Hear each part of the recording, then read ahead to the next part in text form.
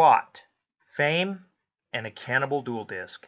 Hey everybody, Templar74 here with another Yu-Gi-Oh video, and today is going to be an episode impression regarding Yu-Gi-Oh VRAINS Episode 3.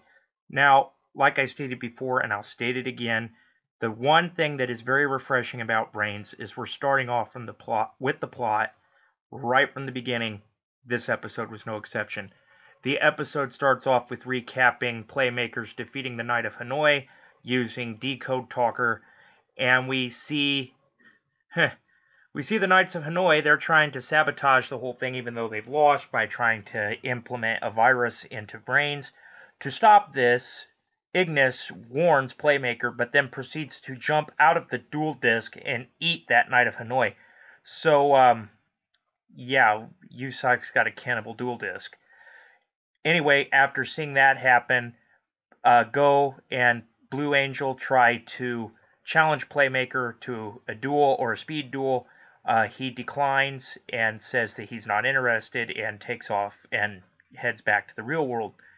In the real world, he starts going over the data from the duel, and we see a little bit more development when we see Emma, the ninja biker from the opening. She appears for the first time, and she is on the side of Solid Technology and Bishop.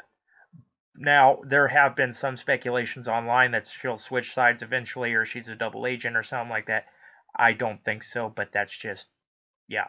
So anyway, we got Emma introduced into the duel, and it's very interesting. We go back to seeing Yusak, and they're going over all this stuff, and Playmaker's fame has just exploded by that one speed duel taking on the Knights of Hanoi.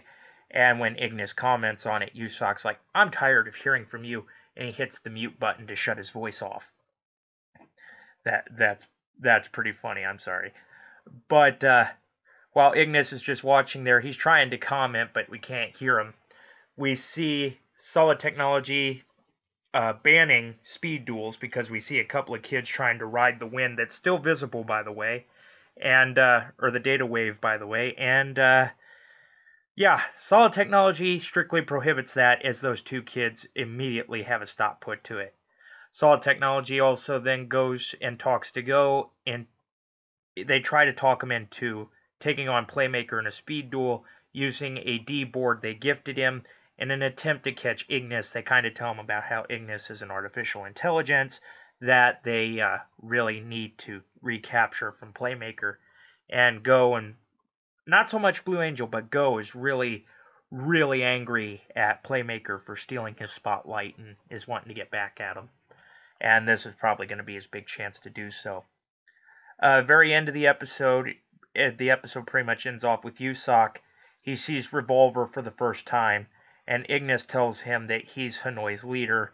And we also briefly see, and whether it be a flashback or like one of those projected traumatized memories or something like that, still unclear. But we do see a recap of episode 1 and what happened to Cyverse at the hands of Revolver. So, yeah, that was pretty much this week's episode in a nutshell. Just a few different things going on that are wrapping into different lines of the plot. And like I said, plot is always refreshing to have right at the beginning from a Yu-Gi-Oh series. I'm still in love with VRAINS. Episode 3 was not a disappointment by any stretch of the imagination. So, anyway, my thoughts on Yu-Gi-Oh VRAINS Episode 3. Plot's a good thing. But in the comments down below, I want to hear from you guys. What were your thoughts on this week's episode? Did you love it? Did you hate it? Just let me know what your guys' thoughts are in the comment section down below, because as always, I enjoy hearing from you. Alright everybody, as always, Templar74 signing off. Have a great day everybody, and I'll talk to you all next time. Goodbye everybody.